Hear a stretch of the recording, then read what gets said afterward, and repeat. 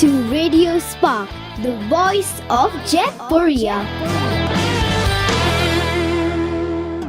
Welcome to Radio Spark, the voice of Jaipuria. A very good day, everyone. I'm RJ Vedika, and I have with us Hrishik Malhotra today. He's a 10th grader, a multifaceted 10th grader who's into sports, music, public speaking. And today we're going to have a small interaction with him about his interests, what he likes, what he dislikes. Right? So, Hrishik, would you want to tell us a bit about yourself? Sure. Hello everyone. I'm Hrishik Malhotra. I'm 14 years old in Sanskriti School, New Delhi. This is my first time visiting Jaipuria, Lucknow, and after being given a very thorough tour of the school, I have a lot to say. But first, a little about myself. I'm currently preparing for my pre-boards. I really like debate and theatre. I'm doing Trinity Grade 6 piano and theatre. And yeah, that's it. All right. So, Hrishik, you said that you like debate, you like theatre, mainly all forms of public speaking. I know it's a hard question, but if you had to choose one specific form, so would you go into theatre or maybe something a little more argumentative like debate? I'm going to have to think about that for a second. Debate. Debate? Definitely debate. So, why? Do you feel it's easier to channel whatever you're thinking, or what is it? Theatre is when you're literally anyone other than yourself. Debate is when you're only yourself. And theatre, while I'm going to have to say it's a 51-49 split. But I'd encourage more people to join debate because of a little bit of a personal bias. I'm debate head of the public speaking club Spotlight in my school. I really like debate because it gives me that clear 2 or 3 minutes of speaking time in which I can tell everyone what I think about a subject.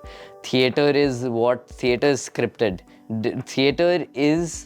Debate is people who write the scripts for theatre. One thing I like about this school is that you have a public speaking department that gives you some insight about not only debating the theoretical aspect, but the practical aspect, going on a stage, presenting yourself. Negative body language tends to alienate your judges a lot. We just took you on a tour of the entire school, right? And there must be a few things that you would have noticed, you would have liked, you would have disliked. So what are a few of those things? What are some parallels that you can draw from schools in Delhi? And what are a few things you found different about schools in Lucknow? I've been to 2 other schools in Lucknow, Lamartner, boys and girls. And I've also been to the City Montessori School. Lamartner, I went for MUN last year. It is a very, very nice school. And I'm not talking just about the people and the teacher. I'm talking about the infrastructure. Even though it is colonial era, it is still very beautiful, very well preserved.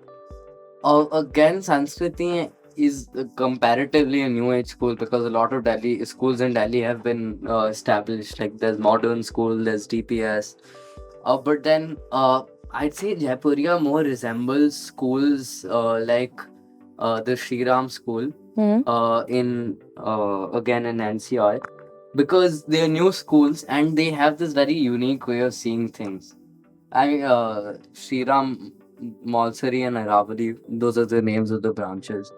They have, obviously, since it's Delhi and Lucknow, they have very different styles of teaching. But I get the atmosphere is the same. A similar vibe from both the schools? Yes. All right. They also have a public speaking department which is specifically suited to